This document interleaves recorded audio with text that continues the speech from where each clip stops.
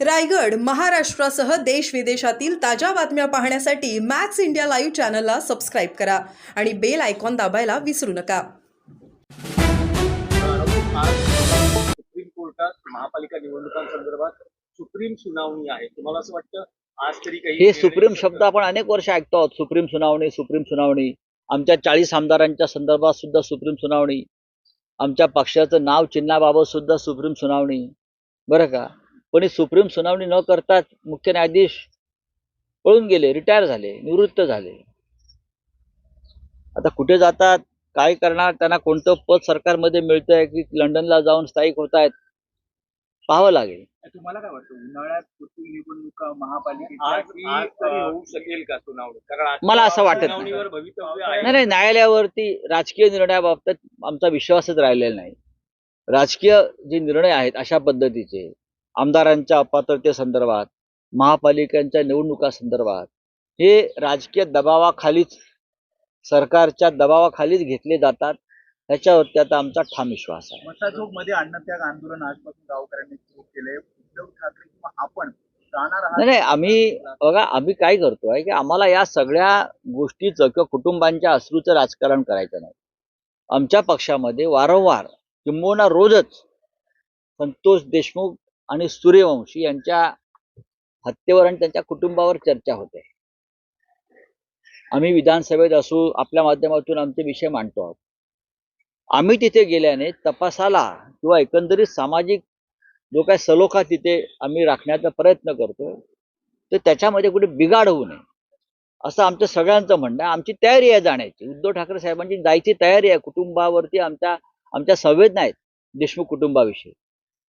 हे जे महाशय आहेत कोणी धस, ते म्हणतात ठाकरे साहेब येऊन काय करणार, तुम्ही काय केलं 2 महिन्यात, तुम्ही काय केलं ते उघडं झालंय ना, अजून बरंच उघडं व्हायचं आहे. आम्ही पाहतोय विधानसभेच्या अधिवेशनात काय होत आहे. आजही मला असं वाटतं देवेंद्र फडणवीस हे अत्यंत संवेदनशील रीतीनं या सगळ्या विषयाकडे पाहतायत. धनंजय मुंडे जरी त्यांचे मित्र असले युवा मोर्चाच्या काळापासून, तरी कायदा सगळ्यांसाठी समान आहे हे जे तत्व ते नेहमी सांगत असतात. तर अशा प्रकारे ते समान कायद्याचं तत्व आम्हाला दाखवतील. शिवसैनिकांशी असलेला कनेक्ट अजून दृढ करण्यासाठी शिवसेनेचे नेते एकत्रितपणे राज्यव्यापी दौरा करतायत. तसंच महापालिका निवडणुकांसाठी विभागनिहाय मेळावे आयोजित केले जाणार आहेत. काय नेमकी आखणी केली गेली? 2 तारखेला शिवसेनेचे सर्व प्रमुख नेते हे ठाण्याचा दौरा करणार आहेत. ठाण्याचा सुरुवात ठाण्यापासून होते, हे खरं आहे. आणि आतापर्यंत प्रत्येक जे नेते होते आपापला नेमून दिलेल्या विभागात काम करत होते, अजूनही करतो आहोत. नेत्यांनी असं ठरवलं उद्धवजींच्या संमतीनं की काही महाराष्ट्रातले भाग असे आहेत जिथे सर्व नेत्यांनी, प्रमुख नेत्यांनी एकत्र दौरा करावा आणि शिवसैनिकांशी संवाद जो आहे तो निर्माण करावा, संवाद करावा, त्यांचे विषय समजून घ्यावे, जागेवर जाऊन पदाधिकाऱ्यांना भेटावं. हा एक आमचा नक्कीच कार्यक्रम ठरलेला आहे आणि त्यानुसार आम्ही 2 तारखेला ठाणे दौऱ्यावर जातो. सगळे शिवसेनेचे नेते उद्धव ठाकरे साहेबांचा दौरा आम्ही नंतर ठरवू. मग पालघरला जाऊ, मग कोकणात जाऊ. सतत आमची त्या दिशेने आम्ही चर्चा करतो. आता आज मंगळवार आहे. शिवसेनेचे सर्व नेते हे मंगळवारी एकत्र भेटतील असं आमचं ठरलेलं आहे शिवसेना भवनामध्ये. तर चालू आहे. विभागनिहाय मेळावे मुंबईत होते. मुंबईत विभागीय मेळावे पूर्वी शिवसेनेचे होत होते, विभागीय शिबिर. त्याची सुरुवात मुंबईपासून आम्ही करतो आहोत. 9 मार्च रोजी ईशान्य मुंबईचा विभागीय मेळावा आधी होईल कालिदास सभागृहात मुलुंडला. तो जोरदार होईल आणि माननीय उद्धव ठाकरे, माननीय आदित्य ठाकरे, सर्व शिवसेनेचे नेते, पदाधिकारी या भागातले, उपशाखा प्रमुख पदापासून ते सगळे पुढले हे त्या विभागीय शिबिराला उपस्थित राहतील. दिवसभराचं शिबिर आहे. अशा प्रकारची शिबिरं मग मुंबई, ठाण्यामध्ये, महाराष्ट्रातल्या अनेक जिल्ह्यांमध्ये करण्याची योजना आहे. एक प्रश्न आहे, कदाचित तुम्ही म्हणाल की वारंवार हा प्रश्न विचारला जातो, पण अलीकडे असं दिसून येत आहे की अनेक कौटुंबिक सोहळ्यांमध्ये राज ठाकरे उद्धव ठाकरे एकत्र दिसतात आणि त्यांचे जे चाहते किंवा त्यांचे जे कार्यकर्ते आहेत त्यांच्यात साहजिकच एक आनंद निर्माण होतो आणि अनेकदा म्हटलं जातं की हे दोन भाऊ एकत्र येतील का? आम्हाला सुद्धा आनंदच होतो दोन भाऊ एकत्र आल्यावर. आम्हाला पण आनंदच होतो ना. अशा त्यांच्या भेटी वारंवार घडाव्यात आणि लोकांच्या मनातला संभ्रम दूर व्हावा, एवढंच मी सांगेन. शेवटी भाऊ आहेत, कुटुंब आहेत, लहानपणापासून जन्मापासून दोन भाऊ एकत्र आहेत. ते जर भेटत राहिले तर त्याचं एक सकारात्मक ऊर्जा बाहेर येते. ही सकारात्मक ऊर्जा राजकीय त्याला ऊर्जेत पॉझिटिव्ह रूपांतरित ज्याला आपण पॉझिटिव्ह एनर्जी म्हणतो, ती आली की लोकांना जरा बरं वाटतं ना. शेवटी ठाकरे आहेत. कोणी किती उड्या मारल्या तरी ठाकरे हे ठाकरे आहेत, लक्षात घ्या. नाही, पण अनेकदा आणि असं म्हटलं आणि जातं की आणि अमित शहा आणि मोदी यांनी ठरवलेलं आहे की महाराष्ट्रातून ठाकरे नाव किंवा ठाकरे ब्रँड हा संपवायचा. हे अमित शहाचं एक स्वप्न आहे आणि ते स्वप्न साकार करण्यासाठी एकनाथ शिंदे आणि त्यांचे 40 चोर हे त्यांचा एक पक्ष स्थापन झाला. पण तरीही ठाकरे ब्रँड हा असा सहज कोणाला अमित शहासारख्या नेत्यांना मिटवता येणार नाही. तुमच्या हातामध्ये न्यायालय, चुनाव आयोग वगैरे काही असलं तरी ठाकरे हे मी परत परत सांगतो, नाही, पण ठाकरे राऊत ठाकरे साहेब आहेत. असं म्हटलं जातं की दोन भावांना एकत्र आणण्याचं कौशल्य जर आता कोणामध्ये असेल तर ते संजय राऊतांमध्ये आहे. कारण ते दोघांचेही मित्र आता राहिलेले आहेत. प्रश्न मित्र असण्याचा नाहीये. प्रश्न आता हा तो राजकीय आहे आणि आमच्यामध्ये व्यक्तिशः जी नाती आहेत, भावांचं नातं असेल, मित्रत्वाचं नातं असेल, त्याच्यामध्ये आमच्यामध्ये कुठे वाद नाहीये. महाराष्ट्राच्या शत्रूशी कोणी हात मिळवणी करू नये ही आमची भूमिका. नेत्यांना मिटवता येणार नाही. तुमच्या हातामध्ये न्यायालय, चुनाव आयोग वगैरे काही असलं तरी ठाकरे हे मी परत परत सांगतो, नाही, पण ठाकरे राऊत ठाकरे साहेब आहेत. असं म्हटलं जातं की दोन भावांना एकत्र आणण्याचं कौशल्य जर आता कोणामध्ये असेल तर ते संजय राऊतांमध्ये आहे. कारण ते दोघांचेही मित्र आता राहिलेले आहेत. प्रश्न मित्र असण्याचा नाहीये.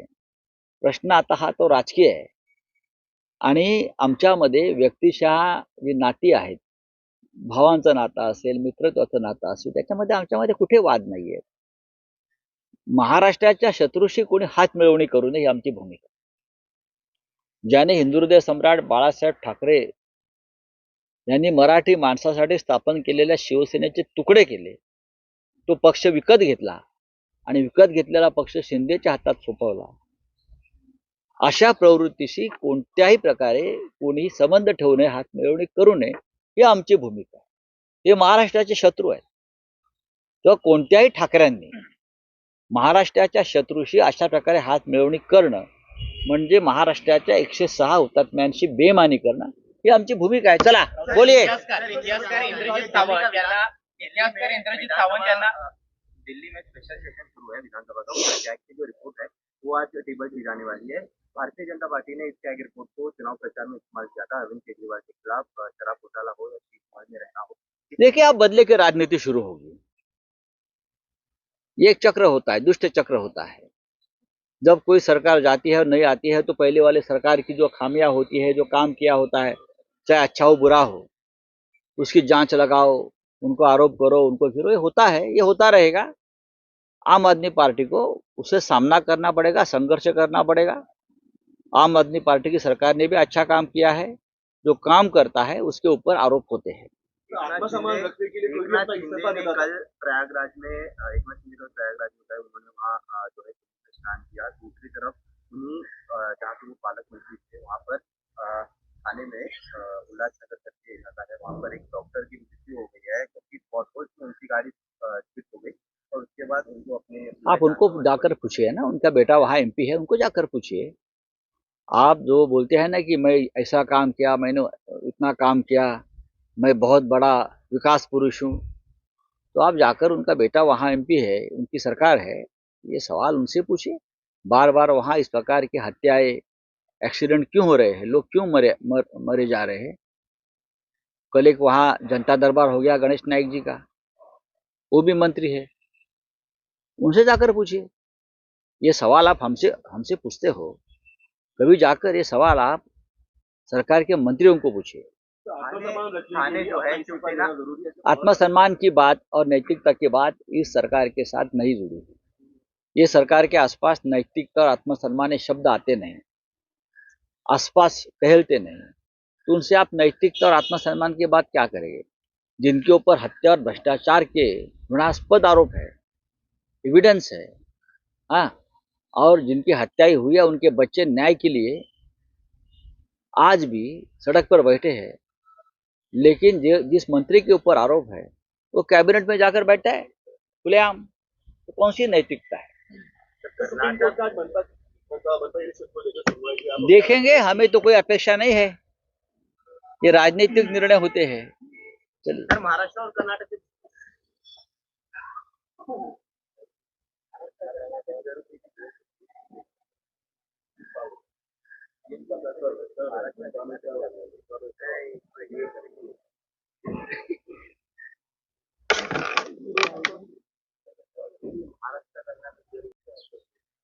हाँ?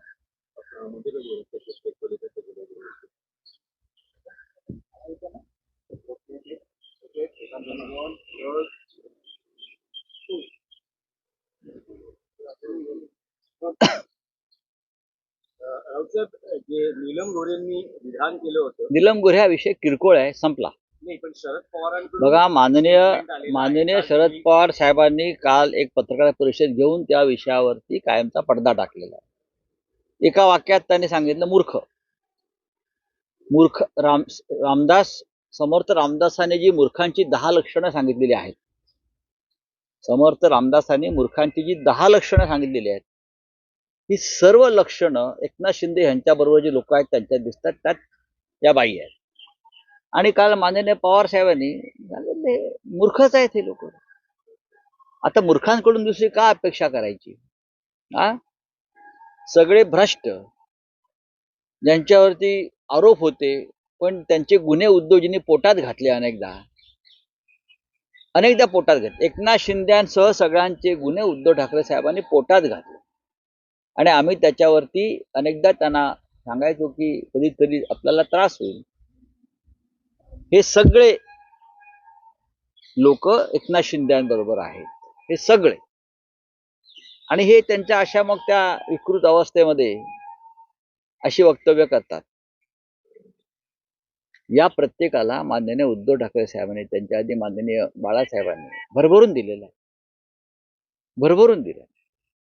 त्यात आम्ही सुद्धा आहोत, सगळे आम्ही कृतज्ञ आहोत.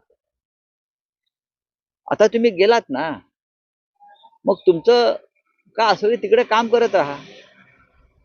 काल माननीय देवेंद्र फडणवीस राज्याचे मुख्यमंत्री यांनी एका मंत्र्याला दम देताना सांगितलेलं आहे, पीए आणि ओएसडी नेमण्यासंदर्भात 16 जी यादी आली मंत्र्यांकडून, त्यातले 16 जण हे दलाल आणि फिक्सर होते.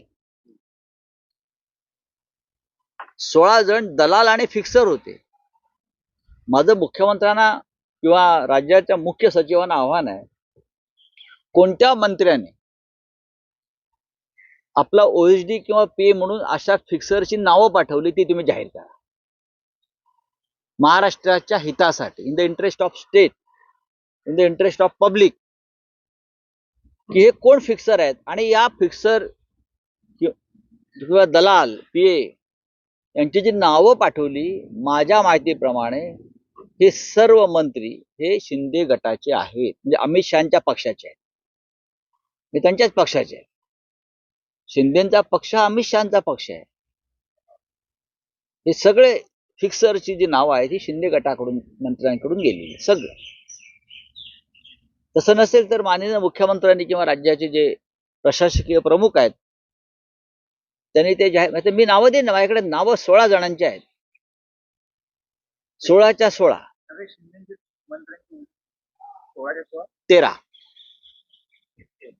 13 शिंदेचे आहेत आणि उरलेले जे आहेत ते अजित पवार गटात.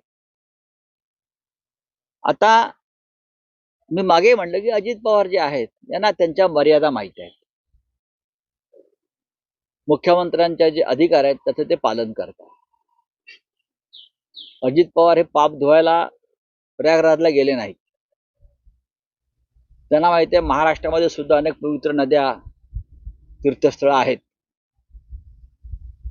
काही लोकांनी इतकं पाप केलंय गेल्या 2.5 वर्षात त्या पापाचा कडेलोट झाला आणि ते मग गेले. पण ह्या सगळ्यांचे जे फिक्सर पीए आणि ओईडी होते त्यांना रोखल्याबद्दल आणि महाराष्ट्राचं संभाव्य नुकसान टाळल्याबद्दल मी माननीय मुख्यमंत्री देवेंद्र फडणवीस यांचं अभिनंदन करतो. अत्यंत कठोर निर्णय ते घेत आहेत. जरी आमच्यात राजकीय मतभेद असले तरी राज्याच्या हिताच्या घेतलेल्या अशा निर्णयांना आम्ही पाठिंबा देतो. पण राऊतसाहेब, यंदाचे मुख्यमंत्री देवेंद्र फडणवीस हे वेगळे पाहायला मिळतात. शिस्त लावण्याचा एकूण त्यांचा प्रयत्न दिसतो. मग ती आर्थिक नियोजन असेल किंवा मग आर्थिक शिस्त वागणुकी संदर्भातली महाराष्ट्राला गेल्या 2.5-3 वर्षामध्ये जे घटनाबाह्य सरकार होतं त्या काळामध्ये महाराष्ट्रात आर्थिक अराजक माजवलं गेलं. म्हणजे 500 कोटीचं टेंडर असेल तर ते 5,000 कोटीपर्यंत वाढवायची कामं आणि त्याचे कंत्राटदाराकडून ठेकेदाराकडून टेंडर निघण्याआधीच वर्क ऑर्डर निघण्याआधीच 500 कोटी 600 कोटी घेऊन मोकळा व्हायचं. अशा सगळ्या कामांना राज्याचे विद्यमान मुख्यमंत्री देवेंद्र भाऊ फडणवीस यांनी स्थगिती दिल्याचं आम्हाला समजलं. ही सुद्धा लूट महाराष्ट्राच्या तिजोरीची त्यांनी रोखलेली आहे. हे योग्य आहे. हा ठेकेदारीच्या भ्रष्टाचारातून मिळालेला पैसा आहे. हाच राजकारणामध्ये टाकायचा, त्यातून राजकारण करायचं. भ्रष्टाचाराचा पैसा राजकारणातून परत भ्रष्टाचार, हे चक्र जर देवेंद्रजी थांबवायचा प्रयत्न करत असतील तर ते महाराष्ट्राच्या संदर्भात उत्तम काम करतात. मस्साजोगमध्ये अधिकाऱ्यांवर एमएमआरडीच्या अधिकाऱ्यांवर भ्रष्टाचाराचे आरोप केलेले आहेत. फ्रेंच इंजिनिअरिंग कंपनी एमएमआरडीचे महत्वाचे प्रोजेक्ट हे आम्ही वारंवार सांगतो आहोत ना. एमएमआरडी मध्ये काय चाललंय, MSSRDC मध्ये काय चाललंय, MIDC मध्ये काय चाललंय, शिक्षण खात्यात काय चाललंय, सामाजिक न्याय खात्यात बरं का गोरगरिबांची मुलं आहेत तिथे काय चाललंय. एक दिवस धाडी घातल्या, पुढे काय, पुढे मी सांगेन काय आहे ते. आम्ही सांगू, आमचे विधानसभेत अधिवेशनात लोक सांगतील काय चाललंय कुठे ते. आणि स्विस कंपनीने जो आरोप केलेला आहे तो 100% सत्य आहे. 100% सत्य आहे. राऊतसाहेब, आणखी एक विषय होता की काल पवार साहेबांना विचारण्यात आलं होतं धनंजय मुंडे आणि कोकाटेंच्या राजीनाम्याबद्दल नैतिकतेच्या आधारावर त्यांनी राजीनामा द्यावा का. तर त्यांचं असं विधान होतं की नैतिकतेचा आणि या मंत्र्यांचा काही संबंध आहे का, असं आहे. आत्मसन्मान असेल तर यांनी पदावरून दूर व्हायला. बघा, या सरकारच्या आसपास नैतिकता फिरत नाही असं मी बोललो. मी जेव्हा म्हणतो की भारतीय जनता पक्षाच्या आसपास नैतिकता फिरत नाही, घाबरते फिरायला, याचा अर्थ असा आहे की जे सरकार त्यांच्या नेतृत्वाखाली सुरू आहे त्या सरकारच्या आसपास नैतिकता बरं का कुठे फिरताना तुम्हाला दिसणार नाही. नैतिकता, प्रतिष्ठा, स्वाभिमान अजिबात नाही. आत्मसन्मानाची गोष्ट पवार साहेबांनी केलेली आहे. या सरकारला कोणताच आत्मसन्मान नाही. आणि सरकारमध्ये जे मंत्री आहेत ज्यांच्यावर भ्रष्टाचाराचे, खुनाचे आरोप आहेत त्यांच्याकडे ते असण्याची शक्यताच नाही. राऊतसाहेब, आज सुप्रीम कोर्टात महापालिका निवडणुकांसंदर्भात सुप्रीम सुनावणी आहे. तुम्हाला असं वाटतं आज तरी काही हे सुप्रीम शब्द आपण अनेक वर्ष ऐकतो आहोत. सुप्रीम सुनावणी, सुप्रीम सुनावणी. आमच्या 40 आमदारांच्या संदर्भात सुद्धा सुप्रीम सुनावणी. आमच्या पक्षाचं नाव चिन्हाबाबत सुद्धा सुप्रीम सुनावणी बरं का. पण ही सुप्रीम सुनावणी न करताच मुख्य न्यायाधीश पळून गेले, रिटायर झाले, निवृत्त झाले. आता कुठे जातात, काय करणार, त्यांना कोणतं पद सरकारमध्ये मिळतंय की लंडनला जाऊन स्थायिक होत आहेत पाहावं लागेल. तुम्हाला काय वाटतं उन्हाळ्यात पुढील निवडणुका आज महापालिकेच्या तरी होऊ शकेल का सुनावणी? कारण आज मला असं वाटत नाही. सुनावणीवर भवितव्य आहे. नाही, न्यायालयावरती राजकीय निर्णयाबाबतीत आमचा विश्वासच राहिलेला नाही. राजकीय जे निर्णय आहेत अशा पद्धतीचे आमदारांच्या अपात्रतेसंदर्भात, महापालिकांच्या निवडणुकासंदर्भात हे राजकीय दबावाखालीच, सरकारच्या दबावाखालीच घेतले जातात.